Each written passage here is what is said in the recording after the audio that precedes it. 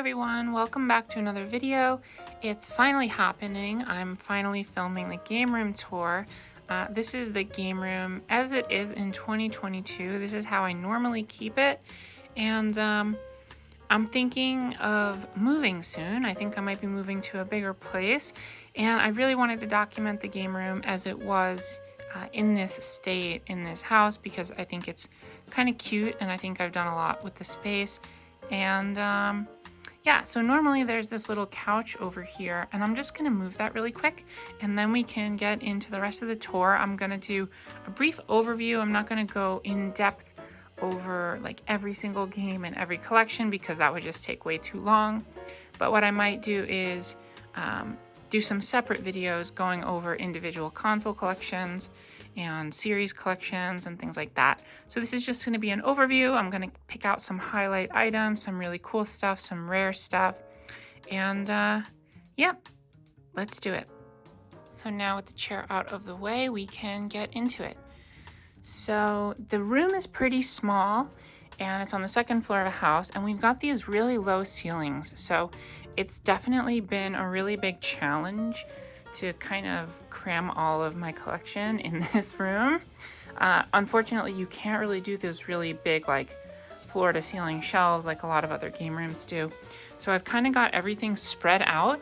And also this is a normal living room and it's just a normal space that we use every day. It's not a dedicated game room.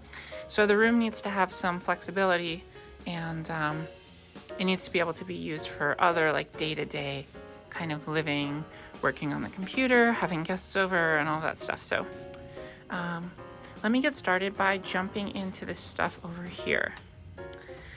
Okay, so on the wall here, I've just got a Phantasy Star Online poster from Nintendo Power. I've got some of the consoles in my Game Boy collection, my very small Genesis collection. Unfortunately, I sold most of my Genesis collection as a kid, which is a bummer because I had a bunch of really rare games like Mega Turrican and a few others that are now kind of unobtainable because they're so expensive.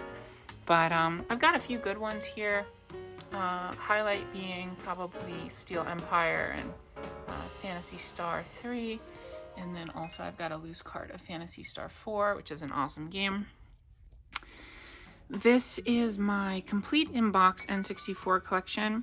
I have a bin full of loose games that I can show you after, but these are just the games that I have complete in box.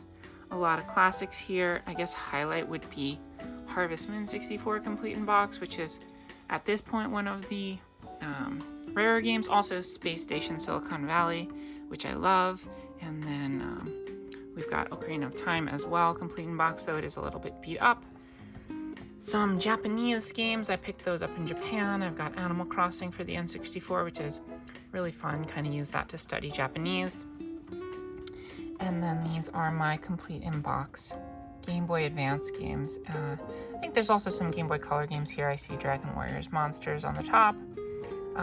Again, I have a storage system for storing all of my loose Game Boy Advance, Game Boy Color games, which I can show you in a little bit, but these are the complete ones.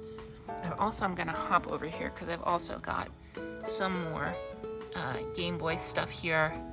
Highlights being probably Dragon Warrior 3, Pokemon Gold complete in box, and then again some imports. I think I've got some Wonder Swan games as well, which is fun because I don't have a Wonder Swan yet. And then here you'll see this top shelf here is my Gamecube collection, and below it is PS2. The Gamecube collection is one that I'm pretty proud of. I think it's a pretty awesome Gamecube collection.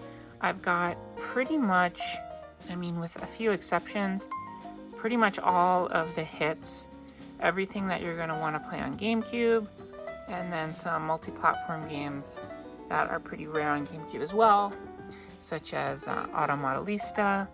I've got Gauntlet Legends, Dark Legacy, not a multi-platform but awesome are the Baten Kaitos games. And then all the way over here I've got, I think probably, I could be wrong, maybe the rarest game is Phantasy Star Online Episode 1 and 2 Plus.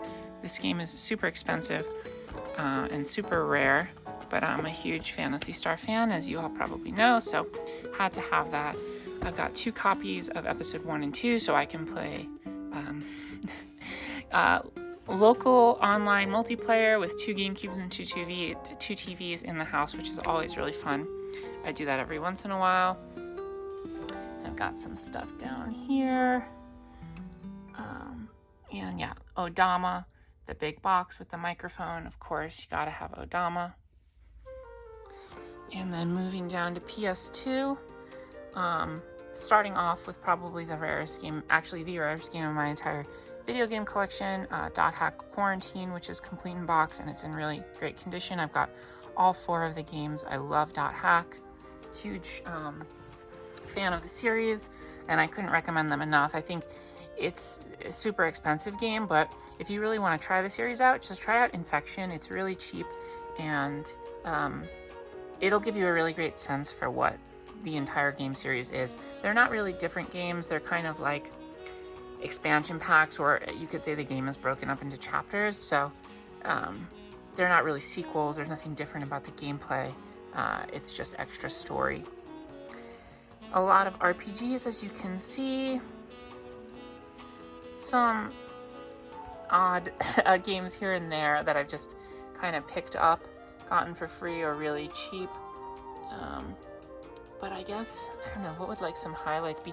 I think Flipnik is a super underrated hidden gem. I think I got that recommendation from Pete Dorr. It's a very, very unique pinball game. If you like pinball, there's really nothing else like Flipnik. What do I have here? I think I've got Kingsfield somewhere. I need to re-alphabetize the PS2 collection. It's a little bit wacky right now. But yeah, some fun stuff in here. Dragon Quest on the end. I've got the big cardboard box version. Ribbit King. Here it is, Kingsfield 4.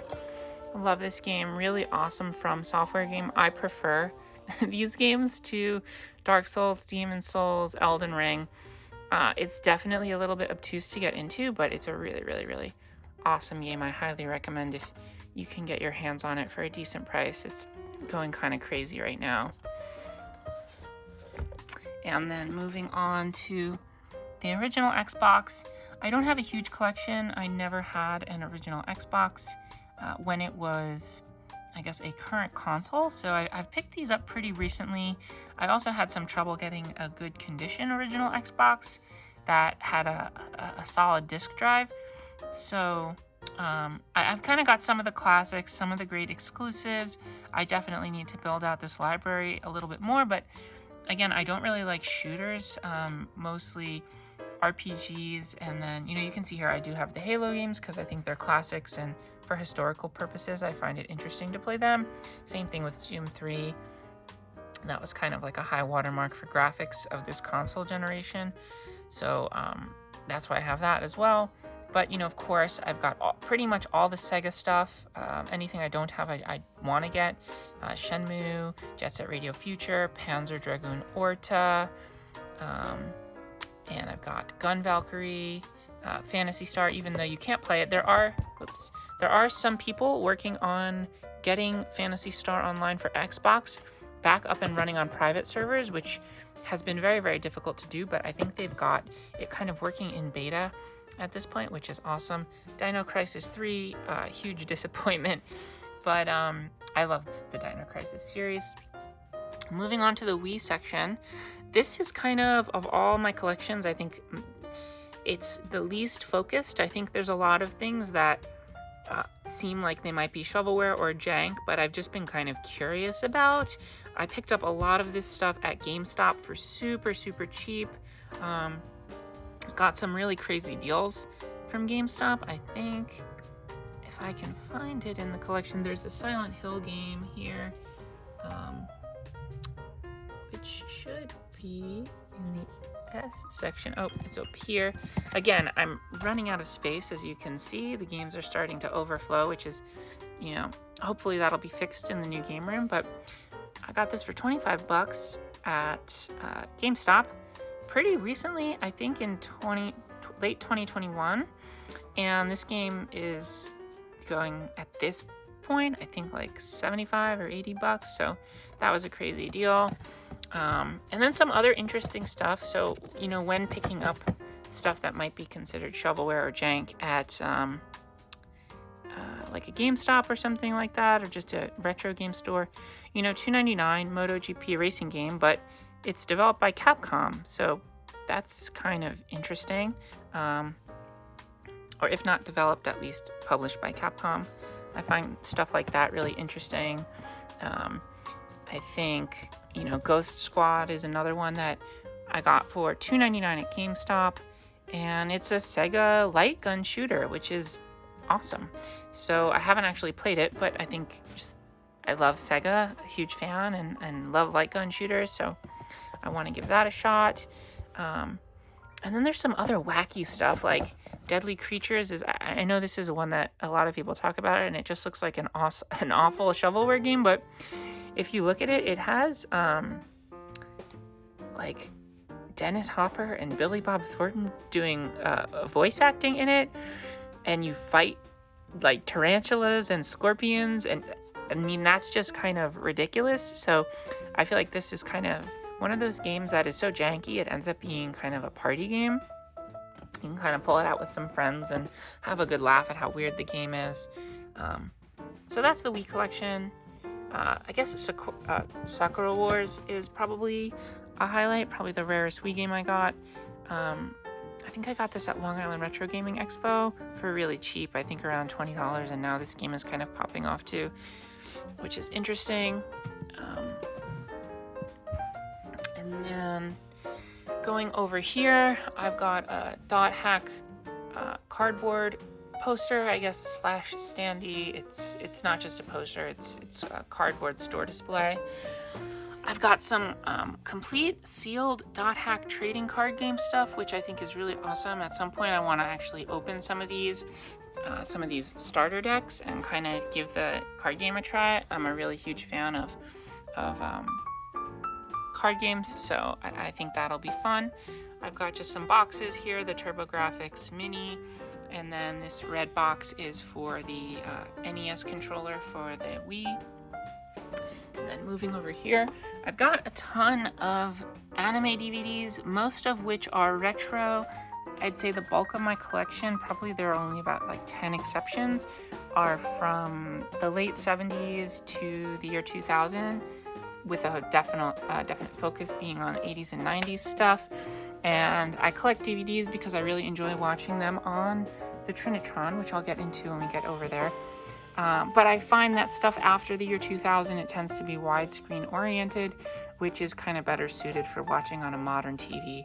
I try to watch stuff that's in 4:3 on the CRT. It gets kind of small when you watch widescreen stuff on there. Here I've got some really rare stuff, just not rare, a couple of my Gundams, but on the rare side, I've got these Phantasy Star Online figures, which I got from Japan. I got on this service called Bai, and these are really, really rare, and I'm so happy to have them. I've wanted these for years and years and years, and then I finally got them about a year or so ago. I made a video on it, which you can check out.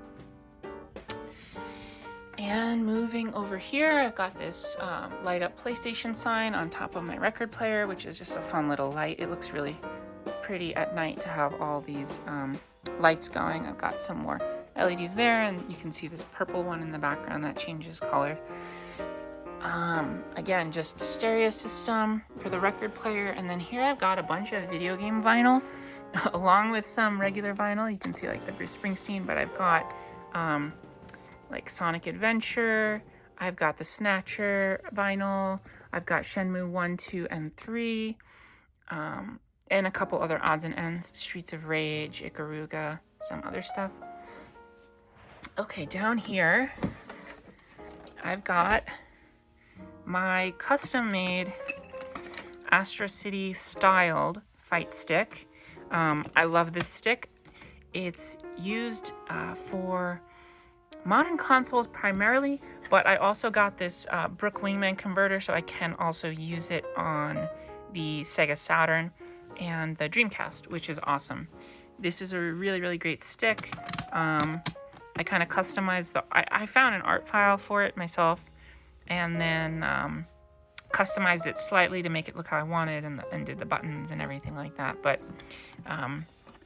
this is based off of a Mayflash shell, which you can get for, I think it's, I forget the price, but it's one of the more affordable fight sticks. And then pulling out some stuff here, let's see. Hold on, I'm gonna have to put the camera down for a sec. Some bins with just some extra odds and ends. This is a little bit messy here, but I've got a PS Vita and some handheld stuff. Oh God, this is kind of rough. I've got batteries, and a sealed GameCube memory card, which I'm gonna open up on a series I'm working on called Cracking the Seal, where I open up sealed accessories, sealed video games, sealed player's guides. There's all kinds of sealed stuff. I haven't done it yet, so I've kept it sealed so I can open it on the show. And then I've got loose handhelds here. I know this should probably be in a case, but it does have a screen protector on it. And here are my loose N64 games, which, you know, it's kind of you know, the game room is kind of struggling right now because I just have too much stuff. But, I mean, I don't know what else to do other than, you know, pop it in bins at this point. So yeah, you can see Snowboard Kids. I've got a ton of stuff here. Both Zelda games. Got Majora's Mask, and that's Ocarina of Time. Pokemon Stadium 2 is a really great one that I love. I think on the rarer side, Chameleon Twist, which you can see I got for $12, which is just absolutely bonkers. This game is pretty rare now. I think I also have, Mega Man 64. I can probably flip through these pretty quick. Tetrasphere, Bomberman Hero, Wetrix I love, Wave Race. What else do we have? Some imports. Mystical Ninja starring Goemon. This weird Tamagotchi game. This kind of Pokemon clone called Onegai Monsters. This is a really, really awesome import called The Irritating Stick. It's really, really, really fun. You can get it for other consoles as well, but it's extra fun on the N64 because you have to use the analog stick, and as you know, N64 analog sticks are a little bit finicky, so it's a really, really fun kind of party game. Again, I can go through my whole console collection in detail another time, but yeah, here I've just got some accessories, chargers, my Super Game Boy, and some other stuff. And moving on to, I guess, the main display in the room, which are my active consoles. So I really only have room for consoles in these 4 bays down here, and then the PS2 and then the GameCube on the left and right. It's pretty much just 6 consoles at any given time. Technically I have 7 because I have the mini PS2, which is a Japanese PS2. I use that to play Japanese PS2 and PS1 games. So what I do is I just keep whatever consoles I'm currently playing out on display, and then the other ones that I have in storage, I just kind of store in this closet over here, which I'll show you in a bit. But yeah, these are my consoles. This is my lovely 32-inch Sony Trinitron, which is just absolutely gorgeous. It has really no issues. It's gorgeous. It's the best looking thing I've ever seen for playing retro games on, and pretty much all of my consoles are either S-Video or component, so I've got really, really crisp video going into there. And yeah, so I've got these bins underneath, which are full of generally accessories for the consoles above them. So here there's a mix of NES stuff and PlayStation 1 and PlayStation 2 stuff. I've got some, you know, odds and ends like the NES Advantage and some other things like that. You can see kind of the NES light gun sticking out there. And here I've got the Sega Saturn, But I've got some other stuff in here. I've got some my Game Boy Advance carrying case, an extra Dreamcast because the discs are the disc reading lasers are a little bit iffy, and this loads some games and this loads others. I really need a third Dreamcast. I want to try to get a sealed complete in box one with a brand new laser, but those are expensive. Here's my pride and joy. This is, let me take it out of, let me unravel the wires. Okay, so here is my Virtua stick for the Saturn. It's pretty much in mint condition. It is a gorgeous stick. I think it's absolutely beautiful. I use this to play a lot of Virtua Fighter. It was kind of designed around that game. And again, I have this second stick with the Brook Wingman adapter, so I can play two-player Saturn games. And then I also have a Saturn to Dreamcast adapter, which doesn't work as well, but does work. So then I can also have these two fight sticks on the Dreamcast for Dreamcast fighters. Other than that, I've just got some N64 controllers, some extra arcade buttons, a smaller Game Boy Advance carrying case, and that's pretty much it for that bin. So let me put that stuff away real quick. Okay, moving on to Dreamcast. So the Dreamcast bin has this binder on top of it, which is a doozy and is full of my loose Game Boy and Game Boy Color and Game Boy Advance games. So I've found that this is the best way to store the loose games, where you can easily flip through them. I got this tip from Bob Mackey on Retronauts. I know a lot of people store their Game Boy Advance games this way, but I much prefer this to a bin. It just makes it really, really easy to flip through stuff. And I've got some extra games, some larger games here that don't quite fit in the middle, and then I've got a few loose DS games as well. So I can go through this collection again at another point, but those are the Game Boy games. And then underneath, I've got, this is my RetroTink 5X, some Wii accessories. What else do we have in here? It's pretty much just, various accessories. My GCHD Eon, a universal TV remote, just some odds and ends, Wavebirds, different stuff like that. Gonna put this back in there. Okay. And then moving over to the Xbox and GameCube, I've got this controller hooked up because I was playing some Phantasy Star Online, and this is the coveted ASCII GameCube keyboard controller. I'm sure you guys have seen videos of this online. Certain people don't like it, but I love it. I think it's a really, really awesome controller. It makes it super easy to just pop it on your lap and type some stuff in. So I love it. I've been using this one since the game was live back in the day, and it's held up really, really well. And down in here, I've just got some different accessories. I've got this mouse pad, which I use for Dreamcast mouse and keyboard games. I've got a couple of Sega Saturn light guns and some Xbox controllers, some Dreamcast controllers, and I've got the Sega Saturn. And again, this isn't totally organized with what's under there. That was the theory behind it, but over time things have gotten a little bit kind of switched around, and I put things where they fit. So this is the Sega Saturn analog pad, which is really fun. I use it for Nights into Dreams and some other games that support it. It feels like a prototype Dreamcast controller. It's kind of really funky and fun, so I enjoy that one. And moving on, a little bit of slack there. Moving on, I've got these splitters, which seem like they're falling off. I guess they kind of are. I have trouble getting them to stick. They kind of slide over time, but the top one does S-Video and the bottom one does Component. And these are used to switch between all the different consoles that I have into the Trinitron. Over here, my Yokai Watch Stand E. I don't know why I said it like that. Standee.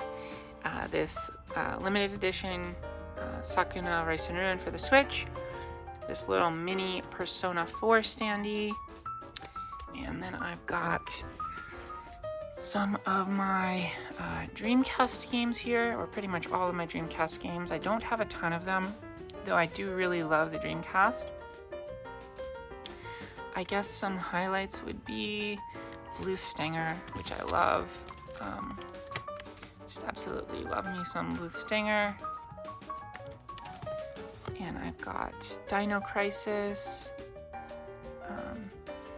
Just some random other stuff. Omicron, which is an awesome game. Of course, you've got to have Shenmue, both the US version and the Japanese version.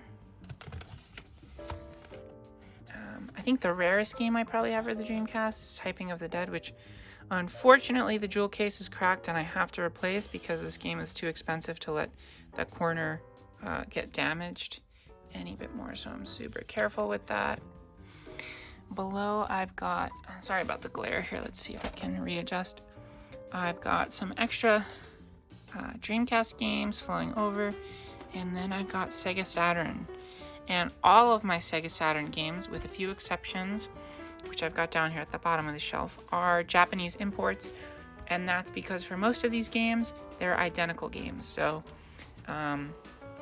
identical or virtually identical. Like Daytona USA, when you play it in Japanese, pretty much all of it's in English. Same thing with Virtua Fighter.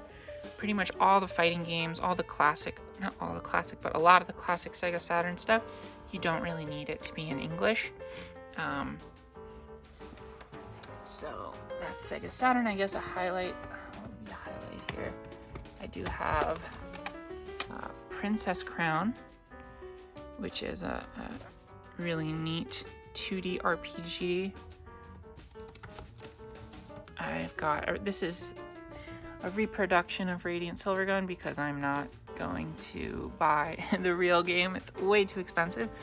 And I'm glad I didn't buy the real game because I ended up not really being crazy about it. What else do I have here? I guess I've got Christmas Nights, which is a really fun Christmas version of Nights into Dreams. And I guess another favorite would be Sexy Parodius, which I know is in here somewhere, but I'm not seeing it right now. So I'm sure I'll watch myself editing this video and see it sticking out and being really obvious, but it's here somewhere. Yeah, it's here somewhere. I do have it. And moving down to the PlayStation stuff. Oh, wait, I found it. Sexy Parodius. Probably some of the most fun I've had on the Saturn is playing this game in 2-player mode with Lily. It's just unbelievably fun and wacky. So moving on to the PS1. This is one of my smaller collections. I've only recently started collecting for the PS1. Again, I never had this console back in its heyday, so a lot of RPGs, a lot of Final Fantasy stuff, some other kind of lesser known RPGs like Threads of Fate, Legend of Dragoon, of course, Monster Rancher 2, which I love. I guess on the rarer side, we do have Tales of Destiny, which I think you can see we paid a pretty penny for it, but that's because it goes for way more than that now. So happy we picked this up when we did. Super beautiful game with awesome, gorgeous sprite art. And down here, these are some long box PS1 games, which I got in a lot from a friend of mine who was just getting rid of a bunch of stuff. I really love these, just kind of as like, I don't know, they just feel like such an interesting relic. They almost feel like they're from an alternate universe, where PlayStation and Sega Saturn games look the same. So I just find them fun.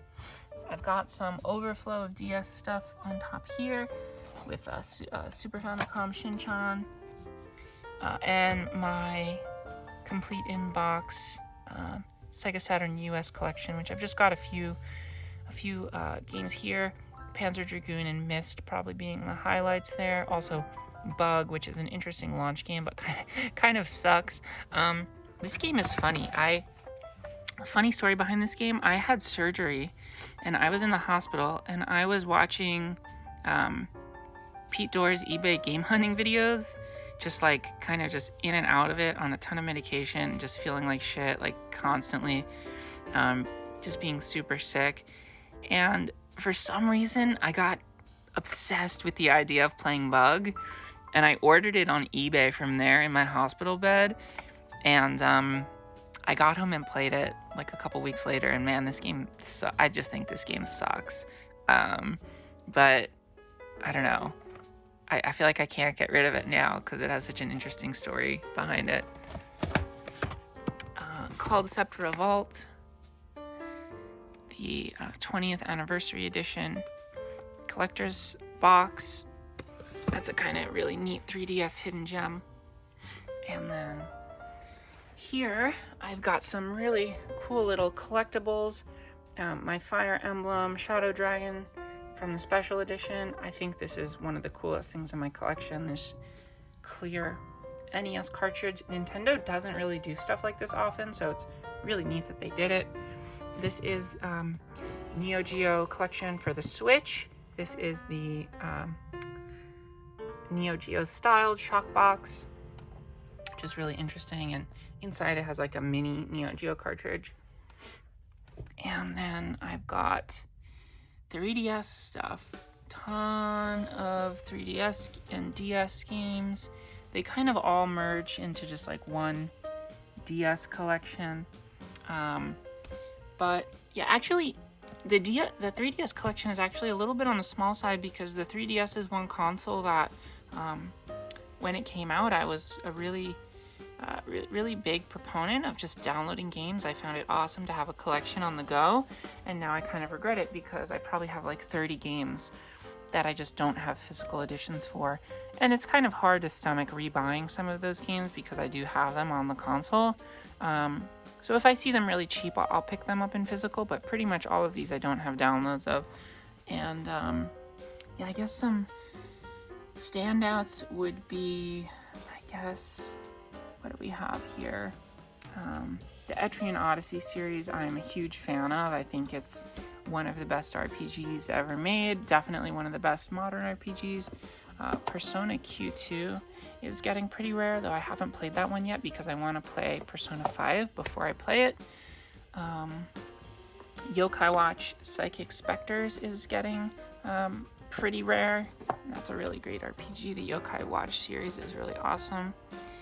Some DS games down here. Electroplankton, which I imported back in the day. I think I read about it in Nintendo Power, and I got super excited about it and imported it. It was kind of a bit of a bummer, but it was really fun at the time. The Korg Ds-10 is a kind of interesting one. So, as some of you may or may not know, I have a recording studio and I'm really into music stuff, and this turns your DS into a synthesizer, and you can use the audio out port and record what you're doing. It's got like a drum machine and some other functionality. It's okay. It doesn't really sound that great, but it's a neat idea. I mean, I think the shortcoming is that the audio port on the DS kind of sucks, so it's not super useful for recording. Some more DS games. I guess Chrono Trigger now is kind of a little bit expensive. That's, I guess, a highlight. And we've also got, what do we have here? Retro Game Challenge. Really, really awesome hidden gem. Not a lot of people talk about this game, but it is a ton of fun. Feel the Magic is also, sorry, I feel like I need to talk more about this game. Nobody ever talks about this game, and it's a really, really fun Sega game that is very, very Sega, and it was kind of a launch window game for the DS, and it was one of the better launch window games. It's kind of like WarioWare with a little bit of Sega flair, and yeah, that's all I'll say about it. I highly recommend this game. Moving down here, I've got some DS imports. I guess another highlight being Retro Game Center CX2, which is the sequel to Retro Game Challenge, but only came out in Japan. You've got, of course, Phantasy Star Zero. You got to complete that Phantasy Star collection. 9 hours, 9 persons, 9 doors, 999. Really awesome kind of visual novel / puzzle game. An interesting game is Tony Hawk's Motion, which is kind of interesting because 1, it comes built in with this Pixel Painter game, but 2 is, if I can open it here, hold on, I might have to pause. It has this motion pack here, which goes into the Game Boy Advance slot of an original DS or a DS Lite. So I guess you can't use this game on the DSi or play this game on the DSi. And yeah, it uses that for motion controls, which is just super interesting and wacky. I never knew there was a motion pack for the DS that went in the Game Boy Advance slot. As far as I know, this is the only game that uses it. Just a super interesting, odd little piece of DS history there. And then I've got Super Nintendo, some loose stuff. There are a few games that are reproductions, like Terranigma, and I forget what else. Yeah, this Dragon Ball Z game, and Earthbound is a reproduction, and that's just because those games are just either translations or just way too expensive. But I've got a decent collection. I got most of this stuff in a lot from a yard sale. I don't have any complete in-box Super Nintendo games. I started building out the collection loose, and I figure let's just keep going. This is probably a little bit divisive to say, but I'm not the hugest fan of the Super Nintendo or for collecting it. I love a lot of the games. I love Earthbound, Super Mario RPG, Super Metroid. I like a lot of the shooters. But I feel like I played those games to death, and so it's not as exciting to collect for as maybe something like the PS1, that a lot of that's new to me, Sega Saturn imports, where there's just a lot that you've never heard of, or Dreamcast, which has a lot of obscure stuff as well. So I love the Super Nintendo. It's just not as interesting to collect for, and it's also crazy expensive. I've got some Super Famicom stuff, which is honestly a little bit more exciting to me because there are some interesting games. Like I got this random Shin-chan game. I would like to collect more Super Famicom games next time I go to Japan. And then down here, I've got NES. I really, really love the NES. Regrettably, I sold a collection of probably about 60 or so games when I was a kid to GameStop. And I think I got about like $80, and I thought that was amazing at the time. If I had that collection now, it would probably be worth $1,000. It's a huge, huge bummer, but you live and you learn, and I was like 12 years old, so it is what it is. Nothing really stand out here, but I do really love Shadowgate. I do really love Castlevania. I don't know what else I've got here. Of course, I've got Zelda. I am a huge fan of Gauntlet. And then I've got some other loose games here that don't fit. Castlevania 2 and 3, which are really fun. I played those around Halloween. And some, I guess I can say here, some extra DS games. Pokemon Soul Silver, Japanese version, which I use for studying. And the Dark Spire, which is one of the rare games, which I thought I would love, being a huge fan of Etrian Odyssey. But it is way too hard. I like hard games, and it's hard, but it's not the good kind of hard. It's the hard that makes you just wonder what you're doing with your life, and it makes you feel like you've just wasted a ton of time every time you die. So, I don't know, mixed feelings about the Dark Spire. PS1 imports, I use these again for studying Japanese and also as a way to play PS1 games that never came out here. So probably the highlight is Boku no Natsu Yasumi, which is my summer vacation, which is a really, really awesome kind of, I don't know how to even describe it. It's like an adventure game, but it's very, very slow paced.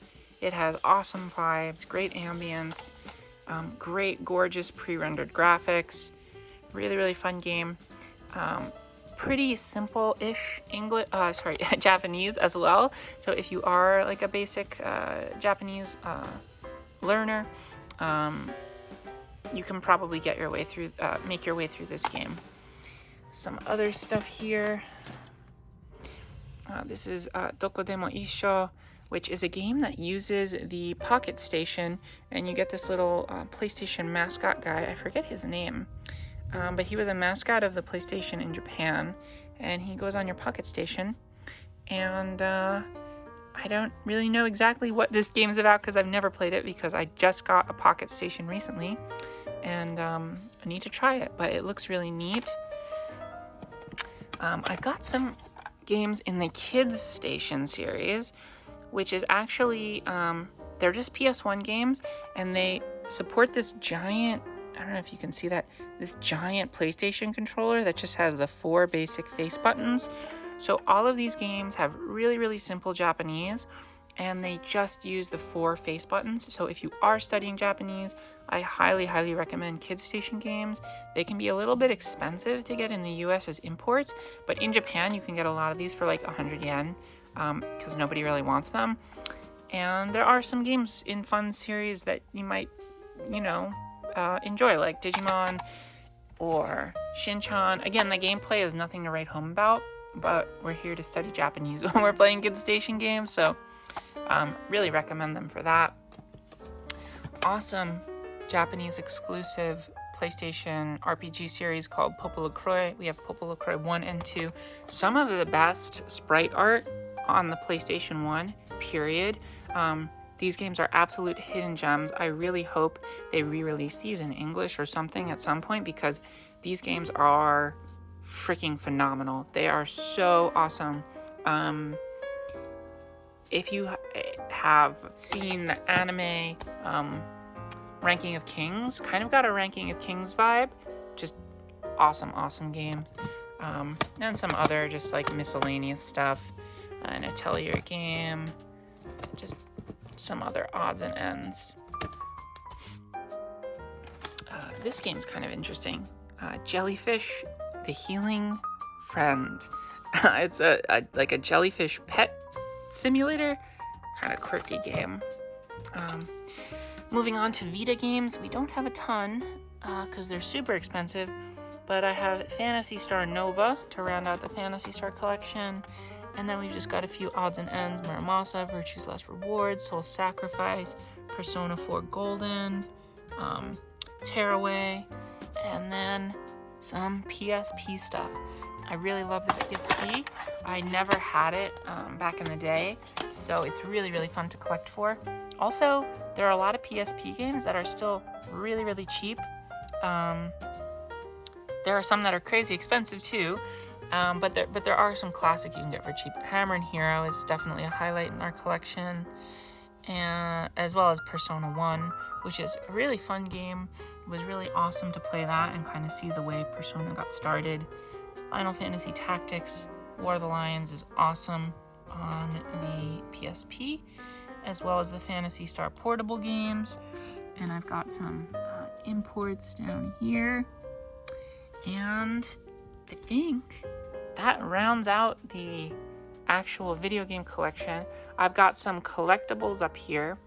Phantasy Star Online soundtrack. I've got the Phantasy Star Online manga. The big box Japanese PC version of the game, which just has absolutely killer box art.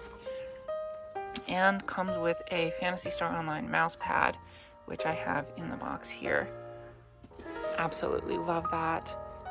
Some Japanese Phantasy Star Online player's guides, Phantasy Star Online postcard, And then some Phantasy Star Online magazines, or magazines that have PSL on the cover, as well as some other highlight video gaming magazines, including Scroll by Ray Barnholt of Retronauts fame. This is like an independent video game magazine. They each focus on a different subject or publisher or developer. This one here is all about Boku no Natsuyasumi, which is my summer vacation that we discussed before. This one is about kind of like dating games. Just a really, really awesome independent video game magazine. Probably, or definitely the best one, I think, that's out there, period. You can still pick up issues on scroll.vg, I believe. There are only 12 issues, but they're all totally worth getting. And yeah, that is the game collection. Now I've made a bit of a mess, so we can go over to this part of the room, which is where the rest of the collection lies. And this is kind of like the shrine. These are just different collectibles, plushies. I've got a Pokemon collection right here, where I've got a lot of vintage Pokemon stuff.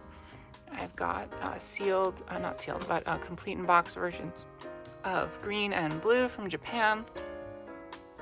Some of the Burger King Pokemon Gold cards, a Nendroid here, some manga, Ken Sugimori Completed Works, which is an art book of a lot of Ken Sugimori artwork, which is awesome. Highly recommend that. This kind of like Pokemon Polly Pocket style thing. Quick, I kind of passed over this, but this treasure chest here is a collector's box of Legend of Zelda Player's Guides, which was released, a while back. I feel like around 2010 or something, and it was every Zelda game that was released at that point and a player's guide for it. And then above it, Art and Artifacts and Hyrule Historia.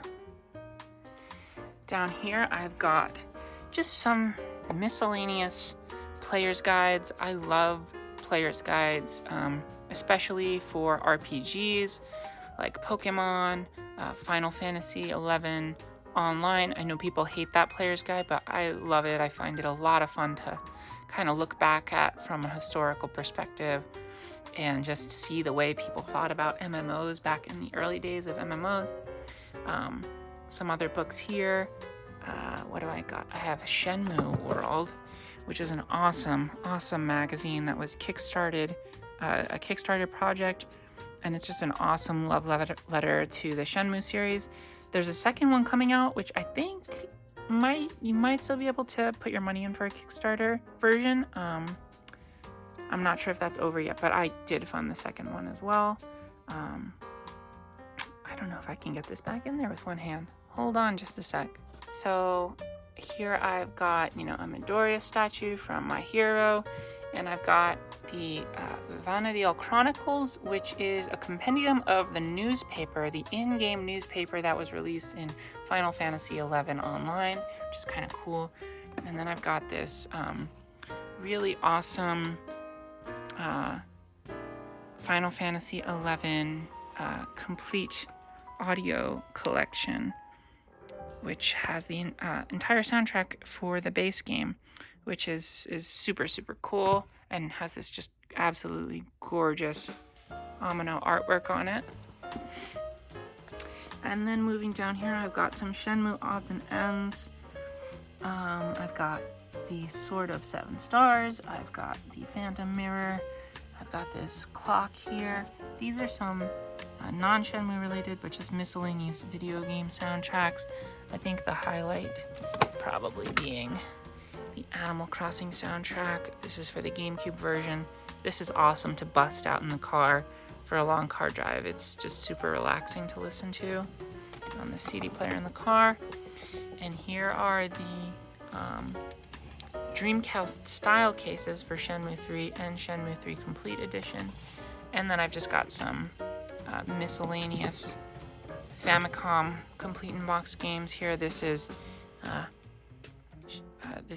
Shin Megami Tensei, and I forget which one. I think this is like the second one. And yeah, this Fire Emblem Gaiden game. And that's pretty much it for the outward facing game room, and I've got one little area to show you really quick. I've also got this PlayStation 1 case, which has the PS1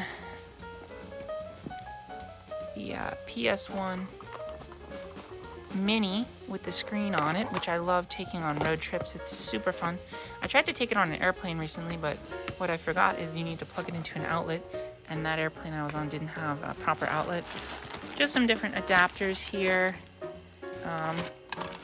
Some more N64 games. So I'm gonna have to do a video of the loose N64 collection. And let's move this couch out of the way. Okay, so in here it's a little bit messy, but I've got a ton of stuff here. I've got the Sega Saturn steering wheel. Got an extra monitor for when I hook up games like Gamecube LAN games. I've got a couple of Gamecubes. I think I have like 3 or so of them. And sometimes I hook up multiple and I play LAN stuff. Eventually I'd love to have 2 CRTs, but this does it for now. Famicom, PS1, extra PS2, extra Wii.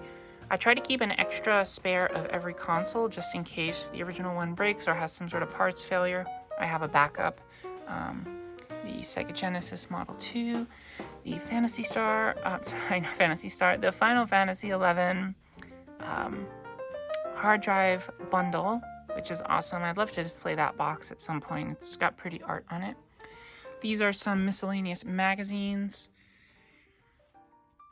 accessories and cables and extra controllers, and then just some extra boxes, special editions that I don't have space for.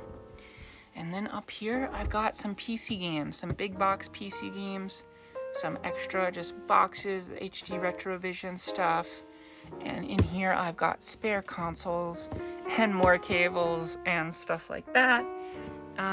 And that's pretty much it. I've got some other stuff like Dungeons and Dragons stuff and Pokemon stuff and Gundam stuff on the left side. But yeah, this is where I keep my extra consoles. And that is it for the game room tour. So I know I went through that pretty quickly, or as quickly as I could. I think it's still probably going to be a pretty long video. But that is the game room in 2022. I think one thing that I didn't mention is this guy on top of the TV, who is from the Puyo Puyo series. I believe his name is Carbuncle, and he's super cute, so we keep him up there. And yeah, that's the game room. You can see here it's starting to get a little bit darker out, so some of the lights are showing a little bit more, those LED lights. But yeah, that's the game collection.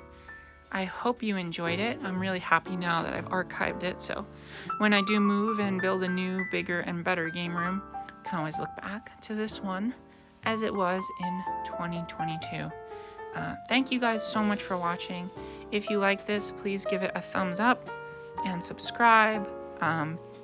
If there was anything that I glazed over that you want to see me talk about more in depth, or collections you want me to see collections you would like me to talk about more in depth, please leave a comment listing what you want me to talk about, and I'd be happy to make another video for you going into more detail. It's really hard to do all this stuff in one video, so I'm happy to break it up and talk about more stuff for you guys, with you guys. Again, thank you so much for watching. That's it for now, and I'll see you in the next video. Bye bye.